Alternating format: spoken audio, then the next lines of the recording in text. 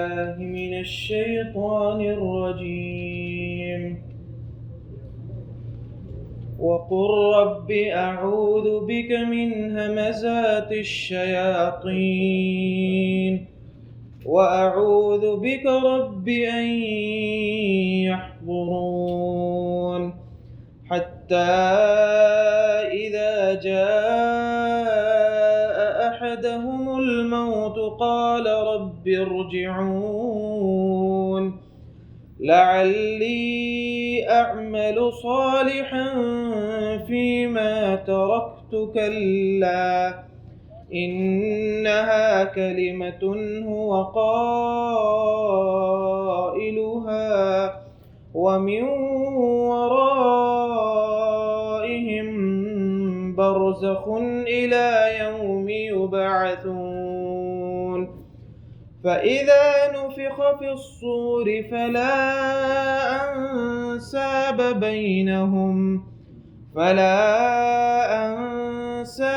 بينهم يومئذ ولا يتساءلون. فمن ثقلت موازينه فأولئك هم المفلحون.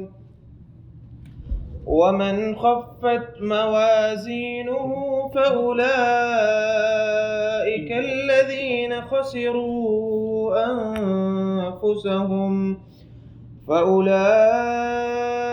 الذين خسروا أنفسهم في جهنم خالدون. تلفح وجوههم النار وهم فيها كالحون. ألم تكن آياتي تتلى عليكم فكنتم بها تكذبون. قالوا ربنا غلبت علينا شقوتنا وكنا قوما ضالين ربنا أخرجنا منها فإن عدنا فإنا ظالمون. قال اخسئوا فيها ولا تكلمون إنه كان فريق من عبادي يقولون ربنا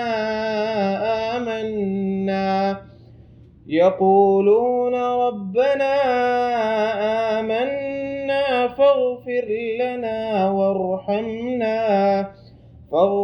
لنا وارحمنا وأنت خير الراحمين. فاتخذتموهم سخريا حتى أنسوكم ذكري وكنتم منهم تضحكون. إني جزيتهم اليوم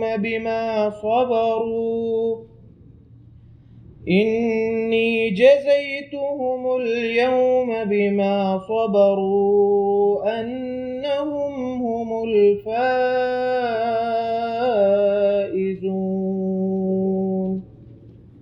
أعوذ بالله من الشيطان الرجيم. بسم الله الرحمن الرحيم.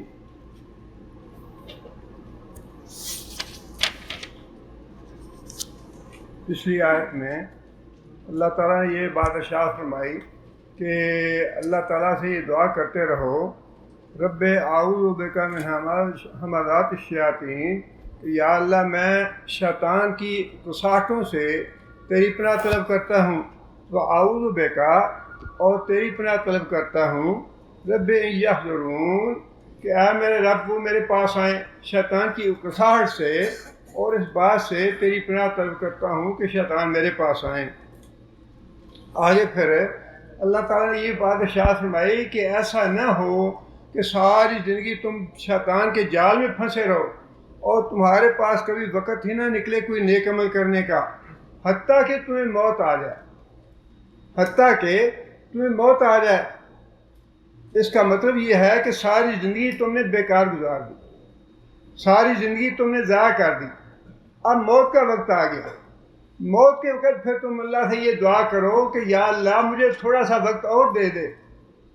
اب یہ بات یہاں بڑی قابل غور ہے، موت کے وقت ہر آدمی بندہ پہلے انسان کیوں نہیں کہتا؟ موت کے وقت انسان یہ تمنا کیوں کرتا ہے کہ مجھے تھوڑا سا وقت اور مل جائے، ایک دن مل جائے، ایک گھنٹہ مل جائے، ایک منٹ مل جائے، تاکہ میں کچھ ہی نیک عمل کر لوں۔ موت کے وقت یہ تمنا کیوں کرتا ہے؟ موت کے وقت تمنا ایسے یہ کرتا ہے کہ موت کے وقت انسان کو جو آنکھوں پہ پٹی ہمارے بندھی ہے نا دنیا میں، موت کے وقت وہ پٹی اتر جاتی ہے۔ جب تک انسان، وہ حضرت علی رضی اللہ تعالیٰ نے یہی بات ارشاد فرمائی تھی کہ اس دنیا میں جب تک تم زندہ ہو تمہاری آنکھیں بند ہیں، جب تمہاری آنکھیں بند ہوگی تو تمہاری اصل میں آنکھیں کھلیں گی۔ یہی وجہ ہے کہ اللہ فرماتے ہیں کہ جب موت کا وقت آتا ہے تو پھر انسان غور کرتا ہے، سوچتا ہے کہ مجھے تھوڑا سا وقت اور مل جائے، میں کوئی قرآن کی تلاوت کر لوں، نماز پڑھ لوں، روزہ رکھ لوں، صدقہ خیرات کر لوں۔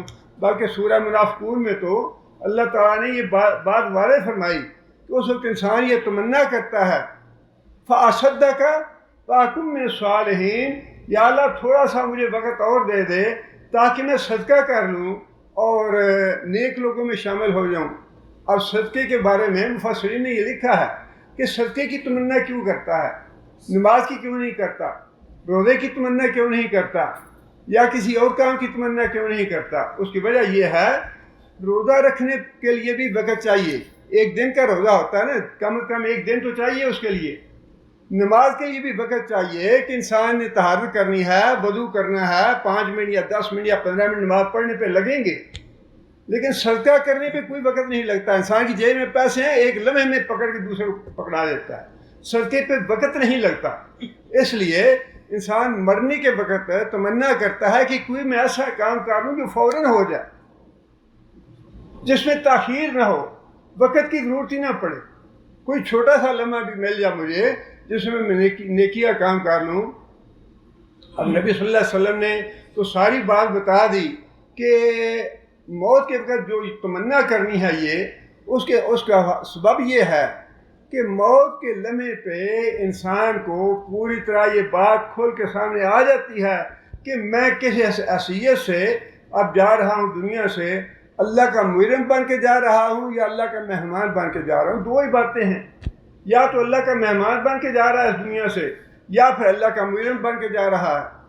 اور فرمایا کہ اگر انسان مجرم ہے تو اسے موت سے پہلے ہی جب فرشتے آتے ہیں، کالے سیاہ رنگ کے فرشتے، انتہائی ڈراؤنی صورت کے، بدبودار جو کفن ہوتا ہے وہ لے کے آتے ہیں، تو انسان کو فوراً پتہ چل جاتا ہے کہ میں مجرم اور گنہگار ہو کے جا رہا ہوں، فاسق اور فاجر بن کے جا رہا ہوں۔ کافر یا مشرک ہے اس کی بات چھوڑ دیں، اپنی بات کرتے ہیں، بے نماز، بے روز، گالی گلوچ، بکواس، ہر وقت بدتمیزی، ہر ایک کی بےزتی، ہر ایک پہ تہمتیں، ایک دوسرے پہ پکڑیاں اچھال دیا، یہ چیزیں جتنی بھی ہیں نا یہ ساری اتنا بڑا گناہ ہے، اتنا بڑا گناہ ہے۔ نبی صلی اللہ علیہ وسلم نے تربیت تو بڑی فرمائی ہے، تزکیہ بہت فرمایا ہے امت کا، لیکن امت کے سارے لوگ ایک جیسے نہیں ہیں، بڑے بڑے نیک اور بڑے بڑے مفتی اور بڑے بڑے پرہیزگار لوگ بھی موجود ہیں۔ مصیبت یہ ہے کہ جو لوگ ہماری آنکھوں کے سامنے آتے ہیں ان کا کردار اچھا نہیں ہے۔ نبی صلی اللہ علیہ وسلم کے سامنے حضرت زینب بنت جحش رضی اللہ تعالیٰ عنہا ام المومنین، انہوں نے حضرت صفیہ رضی اللہ تعالیٰ عنہا ام المومنین یہودی سردار کی بیٹی تھی، کوئی بات ہو گئی آپس میں تو حضرت زینب نے حضرت صفیہ کو یہودیہ کہہ دیا۔ یہودیہ، باپ یہودی تھا، سردار تھا، وہ نہیں مسلمان ہوا۔ اب اس بات پہ آپ ذرا غور فرمائیں کہ نبی صلی اللہ علیہ وسلم کا رد عمل جو ہے وہ کیسا تھا یا کیا تھا یا کتنا ہونا چاہیے اس پہ رد عمل۔ زیادہ سے زیادہ یہی ہے نا کہ آپ کہہ دیں بھائی بڑی غلط بات کی تم نے، کیوں کہا ہے، کیوں اس کو یہ طعنہ دیا ہے۔ لیکن نبی صلی اللہ علیہ وسلم کا رد عمل پتہ کتنا تھا اس پہ؟ پورے 2 یا 3 مہینے نبی صلی اللہ علیہ وسلم نے ام المومنین سے تعلق کر لیا اس ایک بات پہ. ایک معمولی سی بات تھی، اور وہ بات جو تھی وہ ویسے تو ٹھیک تھی کہ یہودی سردار کی بیٹی تھی، لیکن اس میں حقارت بھی تھی، اس میں نام بگاڑنا بھی تھا، اس میں تانا بھی تھا، اس میں ایک طرح کی یعنی اپنے آپ سے کم دوسرے کو سمجھنا، ساری باتیں تھیں. نبی صلی اللہ علیہ وسلم نے اس پہ اتنا سخت رد عمل دیا کہ نبی صلی اللہ علیہ وسلم نے 2 سے 3 مہینے تک بول چال بند کر دی، ان سے قطع تعلق کر لیا. آج ہمارے پاس کوئی مطلب معیار ہی نہیں، کوئی وجہ، کوئی اس کی اہمیت ہی نہیں. کسی کو گالی دے دینا، کسی کا نام بگاڑ دینا، کسی کی بےزتی کر دینا، کسی کو حقیر سمجھنا، کسی کو تانا دے دینا، کوئی بات ہی نہیں ہے. تہمت لگا دینا. جب انسان مرنے لگتا ہے تو نبی صلی اللہ علیہ وسلم کے فرشتے جو آتے ہیں نا، اسی وقت انسان کی آنکھیں کھل جاتی ہیں کہ میں نے کیا کمایا دنیا میں اور کیا میں لے کے جا رہا. اور فرمایا کہ اس کافر کی یا مشرک کی، فاسق اور فاجر کی اپنے اعمال کے مطابق بدبو ہوتی ہے، اس کی روح بدبو جسم سے نکلنا نہیں چاہتی، اور فرشتے جو ہیں وہ تھپیڑے مارتے ہیں اس کے چہرے پہ، اس کے کولوں پہ مارتے ہیں، اس کی پیٹھ پہ مارتے ہیں. ہمیں نظر نہیں آتا. فلولا ان کنتم غیر مدینین فلولا اذا جاءت الحکوم وانتم حینئذ تنظرون ونحن اقرب الیہم ولکن لا تبصرون. جب بندے کی روح نکل رہی ہوتی ہے تو تم نہیں دیکھ رہے ہوتے، ہم وہاں موجود ہوتے ہیں کہ اس کے ساتھ کیا ہو رہا ہے. فرشتے جو مار پیٹ کرتے ہیں فاسق اور فاجر آدمی کی، ہم نہیں دیکھتے، لیکن فرشتے مردہ جو ہے مرنے والا وہ دیکھ رہا ہوتا ہے، اسے پتہ ہوتا ہے میرے ساتھ کیا ہو رہا ہے. اور اسی طرح فرمایا کہ جو نیک آدمی ہے اس کو بھی مرتے وقت فوراً پتہ چل جاتا ہے کہ میں دنیا میں کس اعتبار سے کس درجے میں جا رہا ہوں اللہ کے پاس. آتے ہی اگر فرشتے السلام علیکم کہہ دیں تو اس کا مطلب ہے کہ خیر ہی خیر ہے. جو جنت کے فرشتے ہیں وہ آ کے پہلے سب سے السلام علیکم کہتے ہیں، اور اس کے بعد جو موت کا فرشتہ ہے روح قبض کرتا ہے. اور جیسا قرآن میں آتا ہے والنازعات غرقا، جو کافر اور مشرک ہیں ان کی روح جو ہے وہ کھینچ کے نکالتے ہیں، نکلنا نہیں چاہتی. دنیا میں بڑی رغبت ہے نا، بڑی رنگینی، بڑے عیش کیے جیسے کہاں چاہتے ہیں اتنے بڑے بڑے محلات اور اتنے بڑے بڑے عیش و عشرت کے سامان اور یہ گاڑیاں اور کاریں اور آرام دہ چیزیں اور ساری عیاشی چھوڑ کے کون جانا چاہتا ہے. باقی دنیا تو یہاں سے بھاگ بھاگ کے جاتی ہے. یورپ میں بڑے اچھا ہے، بڑے رائٹ ہیں، بڑی دولت ہے، بڑا مال ہے، بڑا کچھ ہے، اب تو دنیا وہاں جاتی ہے.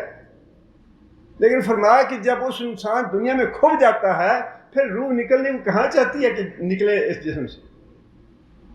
مار مار کے روح نکالتے ہیں فرشتے. فرمایا کہ جس طرح ایک کانٹے دار ٹہنی ہو اور اس کے اوپر روئی لپٹی ہو گیلی، اور گیلی روئی سے اس کانٹے دار ٹہنی کو نکالا جائے، اس طرح فرشتے جو ہیں وہ کافر کی یا فاسق اور فاجر کی روح نکالتے ہیں.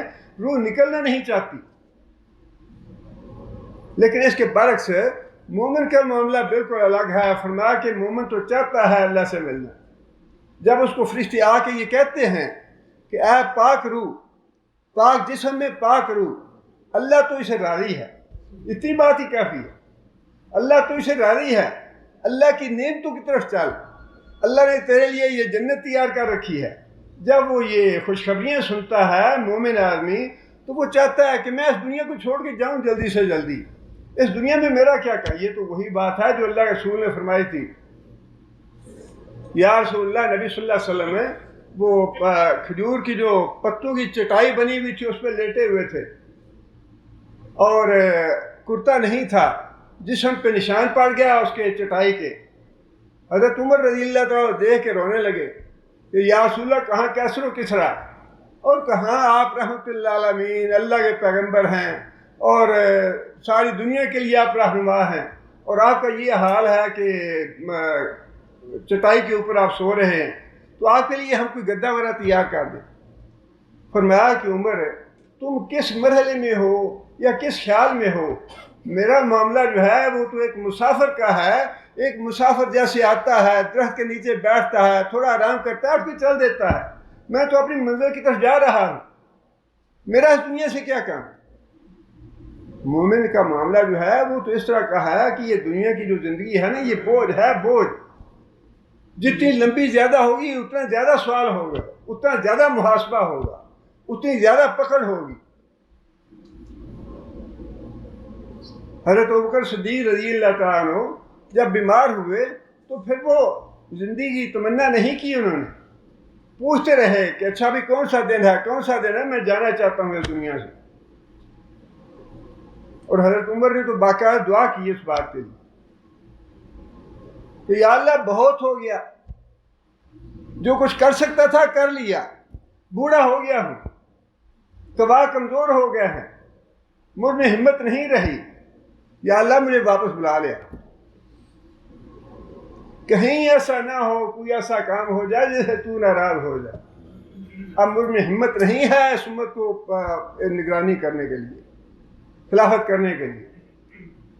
اور آخری وقت بھی یہ دعا کی کہ یا اللہ میں تو اس بات پہ راضی ہوں کہ مجھے یا اللہ تو برابر سرابر چھوڑ دے, نہ مجھ سے معاوضہ کرے نہ مجھے جنت دے, نہ میں جزا چاہتا ہوں نہ سزا چاہتا ہوں, بس مجھے معاف کر دے, میں اسی بات پہ راضی ہوں. یہ زندگی جو ہے نا یہ مومن, اسی لیے نبی صلی اللہ علیہ وسلم نے فرمایا نا کہ کافر جو ہے اس کے لیے دنیا جنت ہے, اور مومن جو ہے اس کے لیے دنیا قید خانہ ہے. قید خانے سے تو آدمی بھاگنا چاہتا ہے, نکلنا چاہتا ہے. فرمایا کہ جب فرشتے آ کے بتاتے ہیں مرنے والے کو کہ اللہ تو اسے راضی ہے, اللہ کی نعمتوں کی طرف چل, اللہ کی رضا کی طرف چل, تو آدمی تمنا کرتا ہے کہ ٹھیک ہے مجھے جلدی جلدی جانے دو. وہ لمحے طلب نہیں کرتا, رب ارجعونی, یا اللہ تھوڑا سا وقت نہیں چاہیے, یا اللہ یہ وقت جو استعمال کرنا تھا کر لیا میں نے, جو تو نے توفیق دینی تھی وہ توفیق دے دی مجھے, اب جو میں نے کمانا تھا کما لیا, یا اللہ اب نہیں رہنا چاہتا اس دنیا میں. اسے یہ تمنا نہیں ہوتی کہ یا اللہ تھوڑا سا وقت دے دے, رب ارجعونی, مجھے تھوڑا سا وقت اور چاہیے, اور نہیں چاہیے.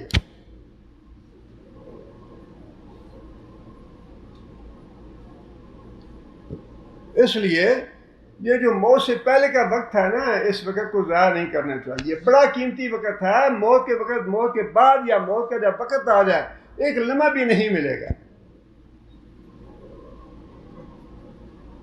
سورہ منافقون میں اللہ تعالیٰ نے اس کا جواب بھی دیا, فَأَصَدَّقَ وَأَكُن مِّنَ الصَّالِحِينَ, یا اللہ تھوڑا وقت دے دے تاکہ میں صدقہ خیرات کر کے نیک لوگوں میں شامل ہو جاؤں. وَلَن يُؤَخِّرَ اللَّهُ نَفْسًا إِذَا جَاءَ أَجَلُهَا, اللہ فرماتے ہیں کہ ایک لمحے کی مہلت بھی نہیں دوں گا, ایک لمحہ نہیں دوں گا, ایک سیکنڈ نہیں دوں گا. پرچے کا وقت ختم ہو گیا. تو جب بچوں کا امتحان ہوتا ہے تو جو لائق بچے ہوتے ہیں وقت سے پہلے پیپر مکمل کر کے اس کی ریویژن کرتے ہیں. ہاں ٹھیک ہے میرا پرچہ ختم ہو گیا ہے, میں دیکھوں کوئی اس میں غلطی تو نہیں رہ گئی, کوئی اس میں ٹھیک ہے تو کریکشن کر دوں. لیکن جو نالائق ہوتے ہیں اور تیاری نہیں کی ہوتی وہ آخری لمحے تک لکھتے بھی رہتے ہیں, سر 2 منٹ اور دے دیں, سر 1 منٹ اور دے دیں, سر 5 منٹ چاہیے, بس سر مہربانی کرے تھوڑا سا وقت دے دیں. جب وقت ختم ہو جاتا ہے وقت کوئی بھی نہیں دیتا. یہ جو وقت ہے نا امتحان کا, یہ ہم کمرہ امتحان میں بیٹھے ہیں. یہ ایسے نہ سمجھے کہ ہم آزاد ہیں, آزاد نہیں ہیں ہم کمرہ امتحان میں ہیں. اور اپنا پرچہ دیکھ کے روزانہ, یہ اسی لیے تو حضرت عمر رضی اللہ تعالیٰ فرماتے تھے کہ حاسبوا قبل ان تحاسبوا, اس سے پہلے کہ تمہارا حساب کیا جائے, تم سے حساب لیا جائے, اپنا حساب روزانہ رات کو سوتے وقت کر لیا کرو. آج سارے دن میں کیا کمایا ہے, کیا کیا ہے میں نے, تاکہ موت کے وقت یہ کہنے کی ضرورت نہ پڑے رب ارجعونی, یا اللہ مجھے تھوڑا وقت اور چاہیے, اور وقت نہیں ہے اللہ کے پاس. بڑا وقت دے دیا. آگے یہ آ رہا ہے اسی سورہ میں اینڈ پہ آ رہا ہے, اللہ پوچھیں گے میں نے تمہیں کتنی زندگی دی تھی, کتنا وقت دیا تم؟ یا اللہ 40 سال, 50 سال, 60 سال, 70 سال. اللہ فرمائیں گے کہ بیوقوفو تمہیں اس وقت پتہ نہیں چلا کہ یہ وقت کتنا قیمتی ہے؟ اتنے سال تم نے ضائع کر دیے، 50 سال، 60 سال، 70 سال ضائع کر دیے، اس کے بعد بھی تمہیں وقت چاہیے تھا؟ کلا، اللہ نے فیصلہ فرما دیا نہیں یہ بالکل ہو نہیں سکتا، اللہ کے قانون میں تبدیلی تمہاری خواہش کی وجہ سے ہو جائے وہ تو نہیں ہوگی۔ اللہ کی ریٹ بڑی سخت ہے۔ دنیا میں حکومتیں جو ہیں وہ اپنی ریٹ کس طرح منواتی ہیں؟ اس دنیا کی حکومتیں حالانکہ اللہ کی طاقت کے مقابلے تو خاک بھی نہیں ہے، یہ خاک کے ایک ذرہ جو ہے اس سے بھی حقیر ہیں یہ حکومتیں۔ یہ گوارا نہیں کرتی کہ ہماری ریٹ جو ہے اس کو کوئی چیلنج کرے۔ اللہ کا لکھا ہوا جو وقت ہے، اللہ نے فرما دیا بار بار لا یستقدمون ولا یستاخرون، نہ وہ تقدیم کرتے ہیں نہ تاخیر کرتے ہیں، جو لمحہ لکھا ہے اسی لمحے پہ روح کھینچ کے نکال لیتے ہیں۔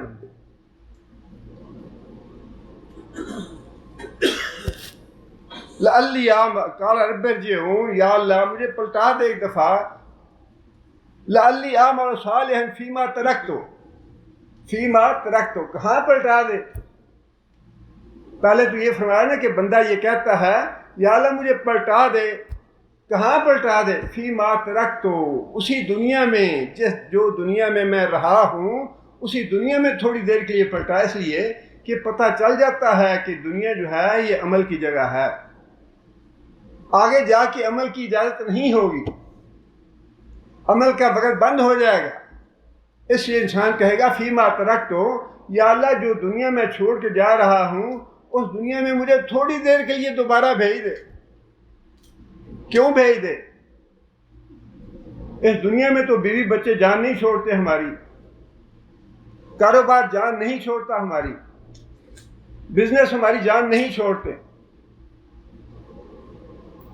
اس وقت پھر بیوی بچے کیوں یاد نہیں آئیں گے موت کے وقت کہ یا اللہ مجھے دنیا میں بھیج دے، میں ذرا اپنے بیوی بچوں کا حال پوچھ لوں۔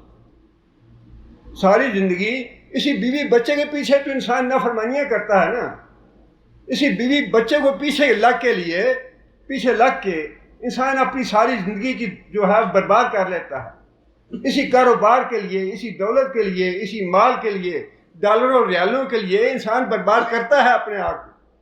موت کے وقت یہ کیوں نہیں کہتا یا اللہ میرا وہ بینک بیلنس ہے میں ذرا دیکھ آؤں، مجھے تھوڑی سی مہلت دے دے، یا اللہ مجھے اپنی بیوی سے بڑی محبت ہے مجھے ذرا اس کا پوچھ لینے دے وہ کس حال میں ہے، یا اللہ ساری عمر میں نے اپنے بیٹوں کے لیے رشوت تھی، حرام کھایا اور بچوں کو گمراہ کیا، بچوں کو یورپ اور امریکہ بھیجا تاکہ کافروں کے ساتھ جائے، کافر بنے وہ، تیرے نافرمان بنے وہ۔ مرتے وقت یہ کیوں نہیں کہتا یا اللہ مجھے ذرا اپنے بچوں کا پتہ کر لینے دے بچے میرے کس حال میں ہیں؟ موت کے وقت نہ بچے یاد آئیں گے، نہ بیوی یاد آئے گی، نہ کاروبار یاد آئے گا، نہ یہ ڈالر اور ریال یاد آئیں گے، سب کچھ بھول جائے گا۔ موت کے وقت یاد اگر آنے والی چیز ہے تو وہ یہ نماز روزہ ہے، اور سب سے بڑا نیک عمل جو ہے نا، یہ بات تو ہے کافروں کی اور مشرکوں کی، اور اس کے بعد جو مسلمانوں میں فاسق اور فاجر ہیں، بے نماز ہیں اور بے روز ہیں، اور روز ہمارے یہاں تو اشتہار لگے ہوتے ہیں فلاں شہید ہو گیا، نماز پڑھے یا نہ پڑھے شہید ہے، کلمہ سیدھا آتا ہو نہ آتا ہو، قرآن بھی پڑھنا آتا ہو یا نہ آتا ہو، آخرت پہ ایمان ہو یا نہ ہو، بس مر گیا تو وہ شہید ہے۔ ٹھپے رکھے ہوئے ہم نے شہادت کے اور جنت کے، کوئی پرواہ نہیں، جیسے اعمال ہوں، جیسی بے عملی ہو، جیسی نافرمانی ہو، اللہ کے رسول کا استہزاء ہو، اللہ کے رسول کی گستاخی ہو، جو مرضی ہو،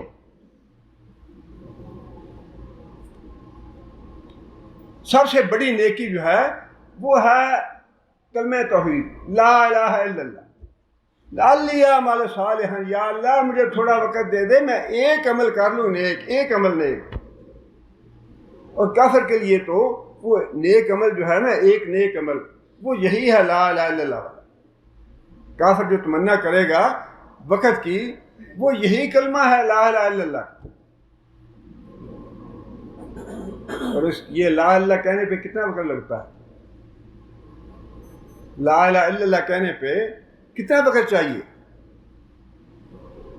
2 یا 4 سیکنڈ چاہیے نا، وہ 2-4 سیکنڈ بھی اللہ نہیں دیں گے۔ اور یہ لا الہ الا اللہ جو ہے کتنا قیمتی ہے، نبی صلی اللہ علیہ وسلم فرمایا کہ قیامت کے دن ایک آدمی جس پہ جہنم واجب ہو جائے گی، کافر اور مشرک ہوگا، اس سے اللہ پوچھیں گے آج اگر میں زمین کے وزن کے برابر تمہیں سونا دے دوں، زمین کے وزن کے برابر، خرب ہا خرب ٹن، جو سائنسدانوں نے کیلکولیٹ کیا ہے وہ خرب ہا خرب ٹن بنتا ہے زمین کا وزن، اس کے برابر تمہیں سونا دے دوں تو کیا جہنم سے بچنے کے لیے صدقہ کر دو گے؟ یہ وہی صدقے والی بات ہے، اصدقکم من الصالحین، یا اللہ میں صدقہ کرنا چاہتا ہوں۔ بندے سے پوچھیں گے یا اے میرے بندے، اگر تجھے زمین کے وزن کے برابر سونا دے دوں تو کیا تم جہنم سے بچنے کے لیے صدقہ کر دو گے؟ بندہ کہے گا کہ ہاں یا اللہ کر دوں گا۔ اللہ اس وقت یہ بات ارشاد فرمائیں گے کہ دنیا میں نے تم سے بڑی ہلکی بات کا مطالبہ کیا، ہلکی بات جو ہے وہ آسان کے لیے ہے، ورنہ تو وہ پھر جو زمین کا وزن ہے وہ سونے سے بھی زیادہ قیمتی ہو گیا، نتیجے کے اعتبار سے تو بڑا قیمتی ہے لیکن کہنے کے اعتبار سے بڑا آسان ہے۔ اللہ فرمائیں گے کہ دنیا میں نے تم سے ایک بڑی آسان بات کا مطالبہ کیا تھا کہ لا الہ الا اللہ کہہ دو، میں تمہیں جہنم سے بچا لوں گا، تم نے وہ کلمہ قبول نہیں کیا، تم نے جھٹلا دیا اس کو۔ آج نہ تمہارے پاس زمین کے برابر سونا ہے، نہ ہی تمہیں اس کی اجازت دی جائے گی۔ آج اس کی سزا بھگتو جو کچھ کر کے آئے ہو، اور جہنم میں ڈال دیا جائے گا اس کو۔ یہ جو ہم وقت ضائع کرتے ہیں نا، وقت برباد کرتے ہیں ٹی وی پہ بیٹھ کے، اور یہ موبائل کا تو ایسا بیڑا گرک کر دیا ہے، ایسا بیڑا گرک کر دیا ہے کہ نہ باپ کو بیٹے کا پتہ ہے، نہ بھائی کو بھائی کا پتہ ہے، نہ میاں کو بیوی کا پتہ ہے، نہ بیوی کو شوہر کا پتہ ہے، کسی کا کوئی پتہ نہیں۔ ایسی تباہی ہے، اور اس میں کوئی اخلاقی بات نہیں ہے، ساری غلاظت اور گند بھرا ہوا ہے۔ یہ جو فائدے والی باتیں ہیں نا، یہ بس اتنی ہی ہے جتنی اللہ نے فرمایا نا کہ شراب میں تمہارے لیے کچھ فائدہ بھی ہے لیکن نقصان زیادہ ہے، بس وہی بات ہے موبائل میں۔ جتنی شراب میں ہے نا بھلائی، وہ بیچ کے انسان 4 پیسے کما لیتا ہے، وہ بھی حرام۔ شراب بیچ کے 4 پیسے کما لیتا ہے، بس اس کو اللہ نے فرمایا کہ اس میں تمہارے لیے بھلائی یہی ہے کہ 4 پیسے کما لیتے ہو، اس کا کاروبار کر، باقی اس میں ساری خرابی خرابی ہے، فساد ہی فساد ہے، بگاڑ ہی بگاڑ ہے۔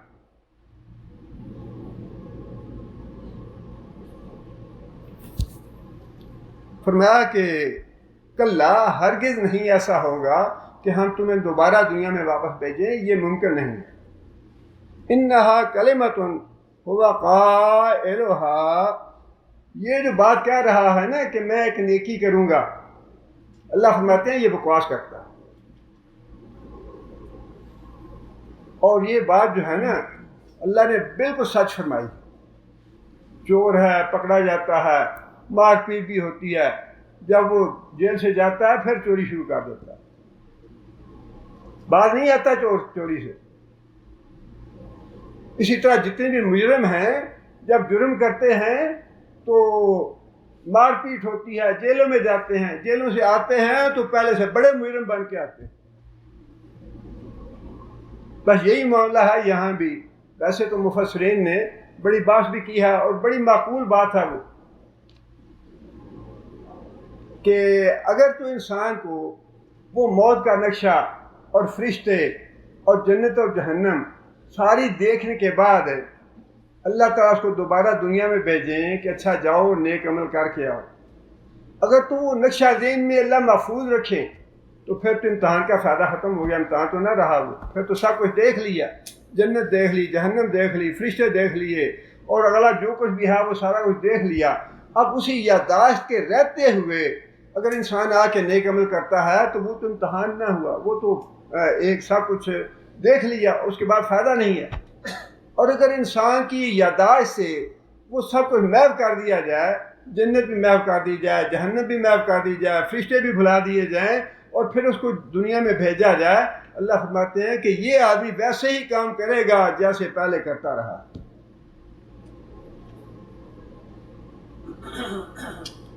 انہا کلمۃ ہوا قائلھا، کہ بس یہ ایک اس کے زبان کی بات ہے جو بک رہا ہے، ورنہ جو عمل اگر اس نے نیک عمل کرنے ہوتے تو پہلی زندگی میں نیک عمل کرتا. اگر ہم اس کو دوبارہ زندگی دیں گے دوبارہ یہی کچھ کرے گا، اور وہ ہمارا قانون نہیں ہے. اللہ نے فرمایا آگے وَمِن وَرَائِهِمْ بَرْزَخٌ إِلَىٰ يَوْمِ يُبْعَثُونَ، اور اس کے آگے، برزخ کا مطلب ہے رکاوٹ، آگے ایک رکاوٹ ہے قیامت کے دن تک، یا اس کے پیچھے ایک رکاوٹ ہے. برا کا معنی دونوں ہیں، آگے بھی ہے پیچھے بھی ہے. اگر مفہوم آگے کا لیا جائے تو اس کا مطلب یہ ہے کہ آگے ابھی آخرت آنے والی ہے، جب تک آخرت نہیں آتی یہ اسی رکاوٹ میں، اسی قبر میں پڑا رہے.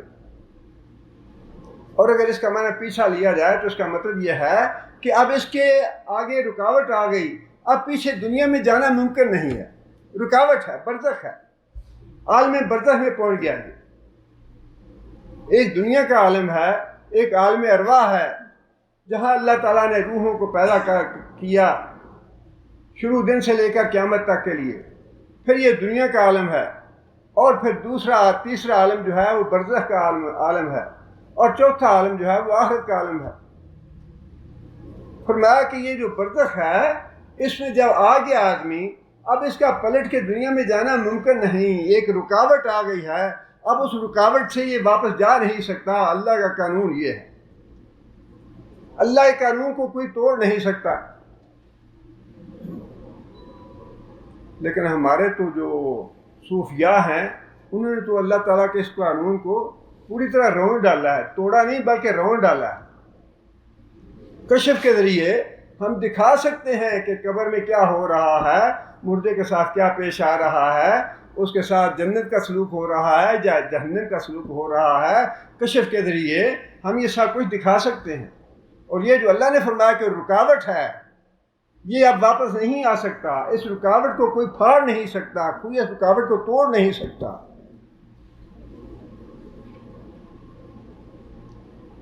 اور بعض جو ہیں جاہل علماء، ہاں جی جمعرات کو روحیں آتی ہیں، آ کے کھانا طلب کرتی ہیں، ان کو کھانا مل جائے تو خوش ہو جاتی ہیں، اس کے لیے کھانا پکانا چاہیے، کھیر پکانی چاہیے، حلوہ پکانا چاہیے، یہ کرنا چاہیے، وہ کرنا چاہیے. یہ ساری باتیں اللہ تعالیٰ نے ایک کلمے میں اس سارے باطل عقیدے کی تردید فرما دی. مرنے کے بعد تم ایک رکاوٹ آ گئی تمہارے پیچھے، اب اس رکاوٹ کو تم توڑ نہیں سکتے. اللہ کا قانون ہے یہ. بالکل گمراہ لوگ ہیں وہ جو یہ کہتے ہیں. اور پھر نبی صلی اللہ علیہ وسلم نے یہاں تک فرما دیا کہ قبر میں مردے جو ہیں کافر اور مشرک یا جس کو سزا مل رہی ہے وہ اس قدر چیختے چلاتے ہیں، انسانوں کے علاوہ اور جنوں کے علاوہ باقی ساری مخلوق جو ہے اس چیخنے چلانے کو سنتی ہے. اور اگر میں اللہ سے دعا کروں کہ وہ تمہیں مردوں کا چیخنا چلانا سنا دے تو پھر تم اپنے مردوں کو دفن کرنا چھوڑ دو، اپنے مردوں کو دفن کرنا چھوڑ دو.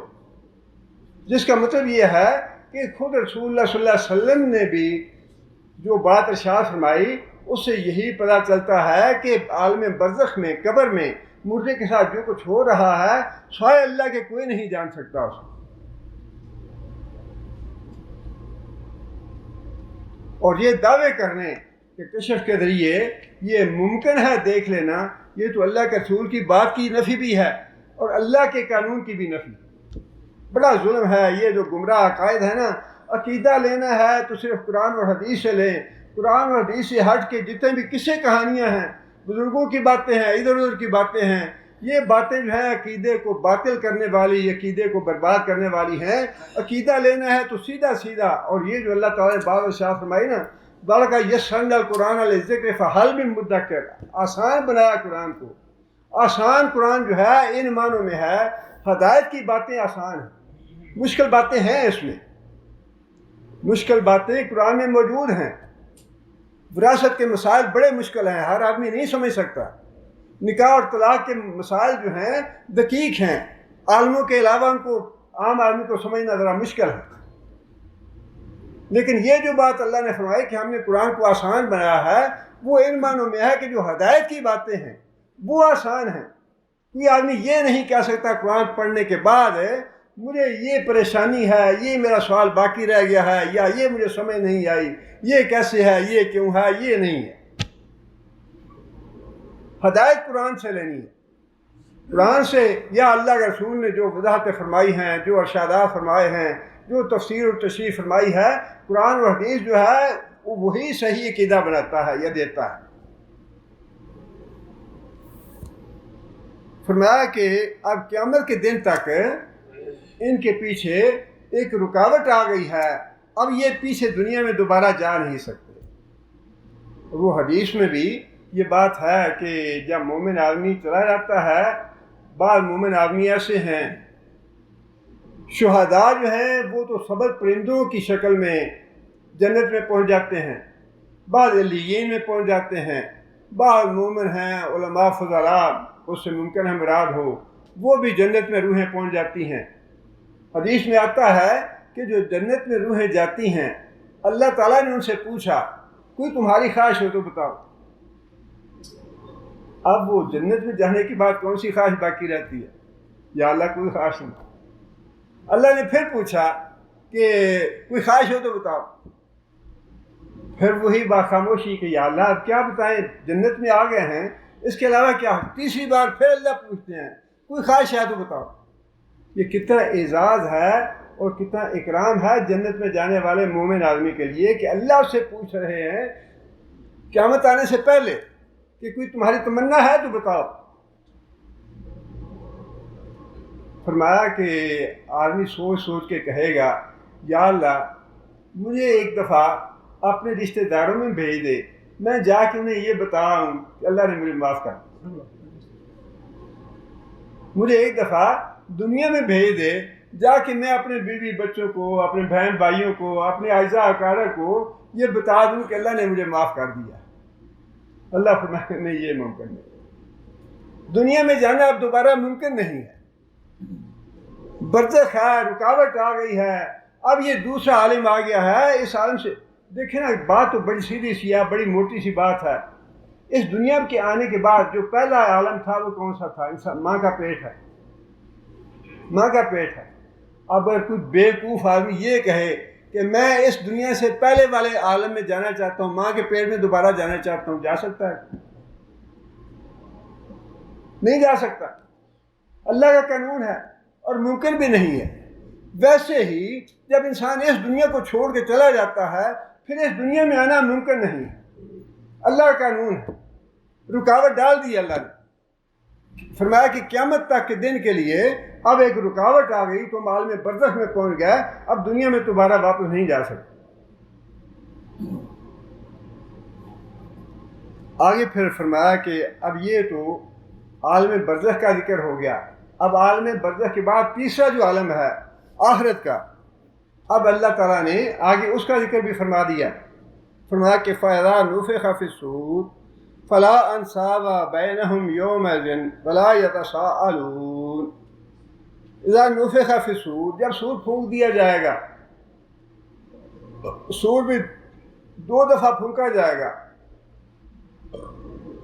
پہلی دفعہ سور وہ ہے جس کے بارے میں نبی صلی اللہ علیہ وسلم نے فرمایا کہ وہ جو سینگ کی شکل کا سور ہے وہ فرشتے نے اپنے منہ کے ساتھ لگا رکھا ہے اور اپنے جو کان ہیں ایسے جھکائے ہوئے ہیں تاکہ جیسے ہی اللہ تعالیٰ کا حکم ہو ویسے ہی سور پھونک دے۔ اللہ تعالیٰ جب اسے حکم دیں گے تو فوراً وہ سور پھونک دے گا۔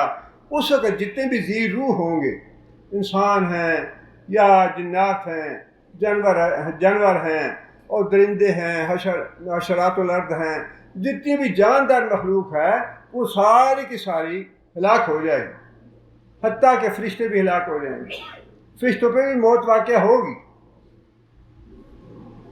اب دوسرا سور جو ہے جب وہ پھونکا جائے گا جس کا ذکر یہاں کیا گیا ہے تو اس وقت جتنی بھی مخلوق ہوگی، اگلی بھی پچھلی بھی، پہلے دن سے لے کر قیامت کے دن تک، جنات بھی اور انسان بھی اور جانور بھی حشرات الارض بھی، حتیٰ کہ بکریاں اور چیونٹیاں بھی، جتنی بھی اللہ کی مخلوق ہوگی جاندار، پہلے دن سے لے کر قیامت کے دن تک، وہ ساری کی ساری سب جب وحشی جو ہیں وہ بھی اکٹھے کیے جائیں گے، جتنے جانور ہیں، چھوٹے ہیں، بڑے ہیں، سب کو اللہ دوبارہ پیدا کریں گے۔ جانوروں کو پیدا کرنے کا مقصد جو ہے وہ تو نبی صلی اللہ علیہ وسلم فرما دیا کہ اگر جانوروں میں سے کسی نے کسی کے ساتھ زیادتی کی ہے، سینگ والی بکری نے بے سینگ والی بکری کو مارا ہے، اس کا بدلہ لینے کے لیے بھی اللہ جانوروں کو دوبارہ پیدا کریں گے۔ جانوروں کو پیدا کرنے کا مقصد یہ ہے۔ اس سے آپ اندازہ لگائیں کہ اگر جانوروں کا اگلے کا بدلہ لینا ہے، جانوروں میں بھی اللہ نے کسی پہ ظلم اور زیادتی برداشت نہیں کرنی، انسانوں کا ایک دوسرے پہ ظلم اور زیادتی کرنا، ایک دوسرے کے حق مار دینے اور ایک دوسرے کے حقوق چھین لینے، یہ اللہ کہاں برداشت کریں گے؟ انا الدیان، اللہ نے یہ فرمایا ہے کہ انا الدیان، کہ میں ہوں بدلہ لے کے دینے والا، قیامت کے دن ایک ایک آدمی کا بدلہ لے کے دوں گا میں۔ فرمایا کہ دنیا میں اگر کسی نے کسی کی بے عزتی کی ہے تو یہاں معاف کروا لو، آخرت کی بے عزتی بڑی سخت ہے، آخرت کی بے عزتی برداشت نہیں ہوگی۔ اگر کسی نے یہاں تھپڑ مارا ہے کسی دوسرے کو، فرمایا کہ تھپڑ کی یہاں معافی مانگ لو۔ اور یہ امت کو صرف نبی صلی اللہ علیہ وسلم نے تعلیم نہیں دی، بلکہ جب وفات کا وقت تھا تو نبی صلی اللہ علیہ وسلم نے تو اپنا آپ پیش کر دیا تھا کہ جس کے ساتھ میں نے زیادتی کی مجھ سے بدلہ لے لو، کسی کو مارا ہے تو مجھے مار لے، کسی کو گالی دی ہے تو مجھے گالی دے لے، جس سے مجھ سے بدلہ لینا ہے مجھ سے بدلہ لے لے۔ حالانکہ اللہ کے رسول نے یہ دعا بھی فرمائی ہے کہ یا اللہ اگر میں نے کسی کو برا بھلا کہا ہو، کسی پہ میں نے لعنت ڈالی ہو اور وہ اس لعنت کے لائق نہ ہو اور وہ اس برائی والا نہ ہو جو میں نے کہی اسے، تو یا اللہ مجھے معاف کر دے، اس کو اس کا اجر دے۔ یہ دعا فرمائی رسول اللہ صلی اللہ علیہ وسلم۔ یہ دوسرا سور جو پھونکا جائے گا یہ اسی لیے پھونکا جائے گا کہ لوگوں کے حقوق دلوائے جائیں۔ بہت معاملہ جو ہے نازک ہے، حقوق العباد بھی اہم ہیں، ان کا بھی مواخذہ ہوگا، لیکن حقوق العباد جو ہیں وہ بھی بہت اہم ہیں۔ فرمایا کہ دوسرا سور جو ہے اس لیے پھونکا جائے گا کہ ساری مخلوق دوبارہ زندہ ہو جائے۔ فرمایا کہ فلا انصاب بینہم یومئذ ولا یتساءلون، یہ وہ دن ہوگا جس دن رشتہ داریاں ختم ہو جائیں، جس دن ساری رشتہ داریاں ختم ہو جائیں گی۔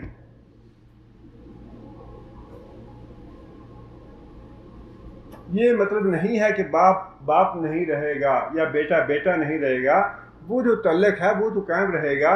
مطلب یہ ہے کہ جس طرح اپنے تعلق کی وجہ سے باپ جو ہے وہ بیٹوں کی غلط باتوں پہ مجبور ہو جاتا ہے، بیوی کے ناجائز مطالبوں پہ نافرمانیاں کر بیٹھتا ہے، حرام کھا لیتا ہے، رشوت لیتا ہے، سودی کاروبار کرتا ہے، یا لوگوں کے مال پہ قبضے کر لیتا ہے،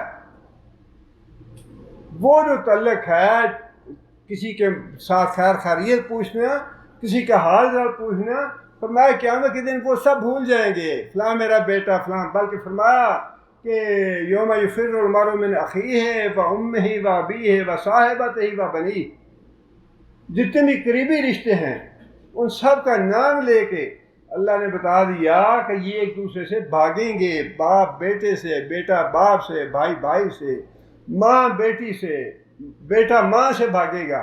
یہ بھاگنا کیوں ہوگا؟ بھاگنا اسی وجہ سے ہوگا کہ کہیں ایسے نہ ہو کہ بیٹا میرا دامن پکڑ لے کہ ابا جی تم نے مجھے ڈاکٹری تو کروا دی، مجھے قرآن کیوں نہیں پڑھایا؟ بھائی بھائی کا دامن پکڑ لے، تم خود تو نمازیں پڑھتے رہے، مجھے نمازوں کے لیے کیوں نہیں کہا؟ اور یہ نبی صلی اللہ علیہ وسلم نے حدیث میں بھی بات ارشاد فرمائی ہے، فرمایا کہ قیامت کے دن کوئی آدمی اپنی بےزتی نہ کرائے، قیامت کے دن کوئی آدمی اپنی بےزتی نہ کرائے۔ یا رسول اللہ بےزتی کیا ہے؟ فرمایا بےزتی یہ ہے کہ تم خود نیک کام کرتے رہو، ہمسائے کو نہ کہو قیامت کے دن تمہارا ہمسایہ تمہارا دامن پکڑ لے کہ یا اللہ یہ خود نماز روزہ کرتا رہا، خود قرآن پڑھتا رہا، خود یہ نیک عمل کرتا رہا، مجھے اس نے کبھی نہیں کہا۔ بےزتی نہ کرانا قیامت کے دن اپنی۔ اور سورہ معارج میں تو اللہ تعالیٰ نے اس سے بھی زیادہ سخت بات ارشاد فرمائی ہے۔ فرمایا کہ قیامت کے دن لا یسأل حمیم حمیما، جو بڑے گہرے دوست ہوں گے، ساری ساری رات بیٹھ کے تاش کھیلتے رہنے، ساری ساری رات بیٹھ کے فلمیں دیکھنی، گپیں مارتے رہنا، وقت کاٹنے کے لیے آئے ہیں، وقت کاٹتے ہیں۔ ایسا عجیب، اللہ تعالیٰ معاف کرے، کیسی یہ زندگی ہے، کیسی یہ سوچ ہے کہ وقت کا بھائی وقت کاٹنا ہے، قرآن یاد کرنا شروع کر دو، ساری زندگی تمہیں وقت نہیں ملے گا۔ حدیث پڑھنی شروع کر دو، ساری زندگی تمہاری فراغت میں نہیں ملے گی۔ کیا تم اتنے بڑے شاہ القرآن اور شاہ الحدیث بن گئے ہو کہ بڑا وقت ہے تمہارے پاس؟ فرمایا کہ جتنے بھی یہ چار یاری، اللہ معاف کرے استغفر اللہ، چار یاری کا لفظ جو ہے یہ تو بہت ہی غلط اصطلاح ہے، یہ صحابہ کرام سے منسوب ہے۔ جتنے بھی یہ غلط تعلقات اور غلط دوستیاں ہوں گی اور غلط وقت ضائع کرنے والے، اللہ فرماتے ہیں قیامت کے دن ایک دوسرے کے متھے نہیں لگیں گے، ایک دوسرے کا منہ دیکھنا گوارا نہیں کریں گے۔ اور پھر اللہ نے فرمایا کہ یبصرونہم، ایک دوسرے کے سامنے لایا جائے گا کہ یہ تھا جس کے ساتھ تم ساری رات کھیلتے رہے، یہ تھا ساری رات جیسے تم ٹی وی دیکھتے رہے اور فلمیں دیکھتے رہے، یہ ہے وہ آدمی۔ یبصرونہم، ایک دوسرے کے سامنے لائے جائیں گے، ایک دوسرے کو دکھایا جائے گا۔ فرمایا کہ مجرم جو ہے اس دن فاسق اور فاجر آدمی، وقت اپنا برباد کرنے والا، زندگی ضائع کرنے والا، فرمایا کہ یود المجرم لو یفتدی من عذاب یومئذ ببنیہ، سب سے پہلے بیٹے کا نام لیا۔ قیامت کے دن انسان کہے گا یا اللہ میرے بیٹے کو جہنم میں ڈال دے، مجھے بچا۔ میرا بیٹا جو ہے یہ وزارت پہ کے عہدے پہ پہنچنا چاہیے، خواہ جائز ہے ناجائز ہے، لوٹ مار کرتا ہے، کرپشن کرتا ہے، یا لوگوں کے حق چھینتا ہے، حق مارتا ہے، میرا بیٹا وزارت پہ پہنچ جائے، بیٹا میرا ایم این اے بن جائے، میرا بیٹا ایم پی اے بن جائے، بیٹا میرا جج لگ جائے، بیٹا میرا جرنیل بن جائے۔ یہ حرام خوریاں کر کر کے جو اپنے بیٹوں کو جج اور جرنیل بنانے والے ہیں اور وزیر اور ایم این اے اور ایم پی اے بنانے والے ہیں، قیامت کے دن یہی کہیں گے کہ یا اللہ میرے بیٹے کو جہنم میں ڈال دے، مجھے بچا لے۔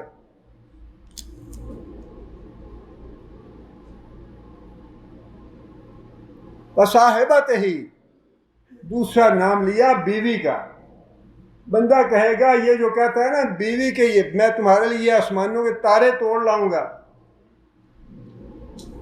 ہمارا اتنی طرح سے گزارا نہیں ہوتا، مہنگائی بہت ہو گئی ہے، ساری دنیا رشوت لیتی ہے نا، تم کیوں نہیں لیتے؟ اب حلال پہ تو گزارا نہیں ہے۔ فرمایا کہ انسان اسی بیوی کا دوسرے نمبر پہ نام لے گا، وصاحبتہ، یا اللہ میری بیوی کو جہنم میں ڈال دے، یہ اس نے مجھے غلط راستے پہ لگایا تھا، اس نے مجھے مجبور کیا تھا رشوت لینے پہ، اس نے حرام کھانے پہ مجھے مجبور کیا تھا، اس کو جہنم میں ڈال دے، مجھے بچا لے۔ یہ باتیں وہ ہیں جو ہونے والی ہیں، ان کو اس کان سے سن کے دوسرے سے نکال نہ دیں۔ بیوی سے تعلق اتنا رکھیں جتنا جائز ہے، جائز ضرورتیں پوری کریں اس میں، جس کا قیامت کے دن مواخذہ نہ ہو، قیامت کے دن مجرموں کے کٹارے میں ہم کھڑے نہ ہوں۔ بیٹے کی وہ بات مانیں جو بات آپ کو جائز لگتی ہے، جو بات صحیح لگتی ہے، بیٹے کے کہنے پہ کوئی غلط کام نہ کریں۔ یا اللہ بیٹے کو جہنم میں ڈال دے، بیوی کو جہنم میں ڈال دے، واخی، یا اللہ میرے بھائی کو بھی جہنم میں ڈال دے، مجھے بچا لے۔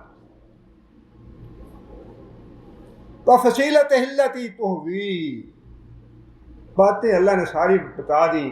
یہ خاندان چودھری صاحب، چٹھا صاحب، چیمہ صاحب، خان صاحب، توانا صاحب، نوانا صاحب، فلانے صاحب، فلانی پارٹی، فلانی جماعت، فلانا گروہ، فلانا گروپ، یا اللہ میری ساری پارٹی کو جہنم میں ڈال دے، پارٹی کے لیڈر کو بھی جہنم میں ڈال دے۔ یہ جا کے پڑھیں گھر میں ساری آتے ہیں، مجھ پہ نہ رہیں کہ اقبال نے یہ کہی تھی بات، آج جا کے گھر میں پڑھیں یہ ساری باتیں، اگر اس کی تشریح غلط ہو تو بتائیں مجھے۔ ہاں جی ووٹ کس کو دینا ہے؟ وہ جی ساڈا رائی صاحب کھڑے نے نا، انہوں نے دھیان بے نماز، بے روز، رشوت خور، حرام خور، خواہ کیسا بھی ہے، ہماری برادری کا ہے نا، ہم نے اپنی برادری کو کامیاب کرانا، ہماری پارٹی کا ہے نا، پارٹی کا آرڈر ہے یہ، پارٹی کا حکم ہے یہ۔ اس دن انسان یہی کہے گا کہ یا اللہ اس پارٹی کو اور اس خاندان کو بھی جہنم میں ڈال دے، مجھے بچا لے۔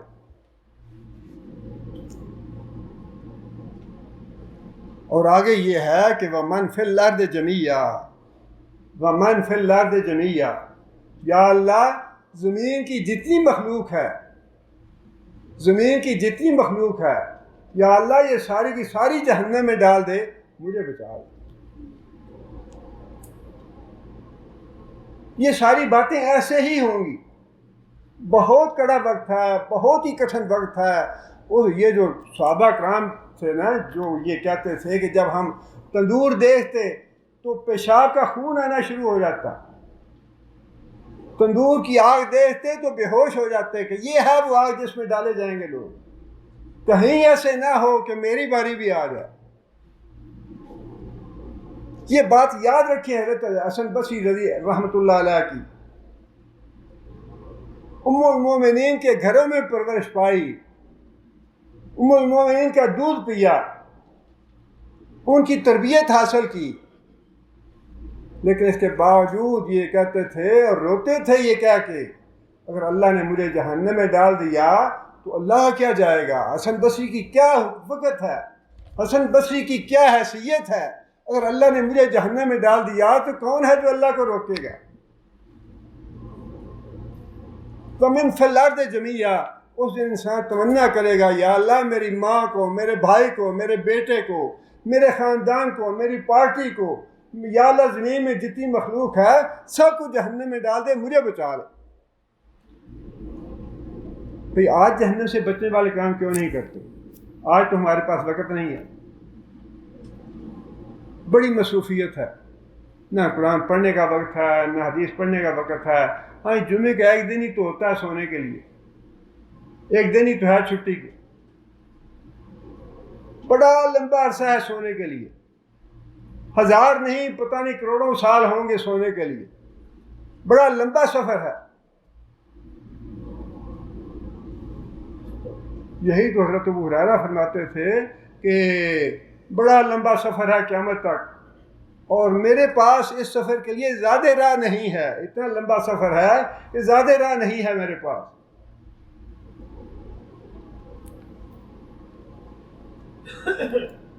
فرمایا کہ قیامت کے دن ان کے آپس میں سارے تعلقات ختم ہو جائیں گے، اور کوئی کسی کو سوال نہیں کرے گا، کسی کی خیریت نہیں پوچھے گا کہ بھائی تم کس حال میں ہو، تمہارا کیا بنا، تمہارا کیا نتیجہ نکلا۔ کسی کے زبان پہ تالے لگے ہوں گے، خوف اور وحشت اتنا ہوگا۔ اللہ تعالیٰ سے مسلسل دعا کرتے رہیں، اللہ کی رحمت کے بغیر، اللہ کے فضل کے بغیر کچھ نہیں ہے ہمارے دامن میں، ہمارے پاس کچھ بھی نہیں ہے۔ یہ جو نماز روزہ ہم کرتے ہیں، ٹوٹے پھوٹے اعمال ہیں، اللہ ہی جانتا ہے کہ اللہ کے نزدیک ان کی کیا حیثیت ہے۔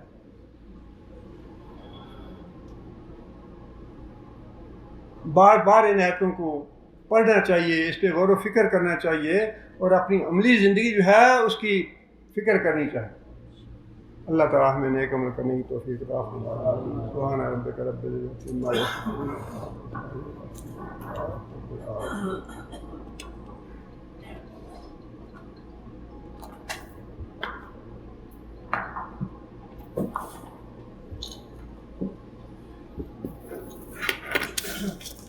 أعوذ بالله من الشيطان الرجيم بسم الله الرحمن الرحيم وقل ربي أعوذ بك من همزات الشياطين وأعوذ بك ربي أن يحضرون حتى إذا جاء أحدهم الموت قال رب ارجعون لعلي أعمل صالحا فيما تركت كلا إنها كلمة هو قائلها ومن ورائهم برزخ إلى يوم يبعثون فإذا نفخ في الصور فلا أنساب بينهم يومئذ ولا يتساءلون فمن ثقلت موازينه فأولئك هم المفلحون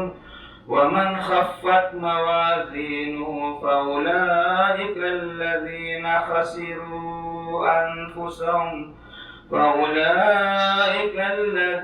خسروا أنفسهم في جهنم خالدون.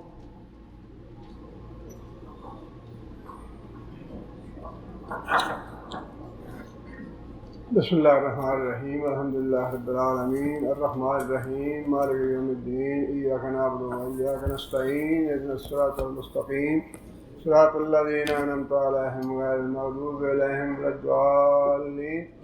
اللهم صل على محمد وعلى آل محمد كما صليت على إبراهيم وعلى آل إبراهيم إنك حميد مجيد. اللهم بارك على محمد وعلى آل محمد كما باركت على إبراهيم وعلى آل إبراهيم إنك حميد مجيد. ربنا ظلمنا أنفسنا إن لم تغفر لنا وترحمنا لنكونن من الخاسرين. ربنا آتنا في الدنيا حسنة وفي الآخرة حسنة وقنا عذاب النار. ربنا هب لنا من أزواجنا وذرياتنا قرة أعين واجعلنا للمتقين إماما. ربنا اصرف عنا عذاب جهنم إن عذابها كان غراما إنها ساءت مستقرا ومقاما. اللهم أيد الإسلام والمسلمين. اللهم أعز الإسلام والمسلمين. اللهم أذل الشرك والمشركين. اللهم دمر أعداء الدين. اللهم نبر قلوبنا بنور الإيمان. اللهم ثبتنا على الإسلام. اللهم اغفر لجميع المؤمنين والمؤمنات الأحياء منهم والأموات.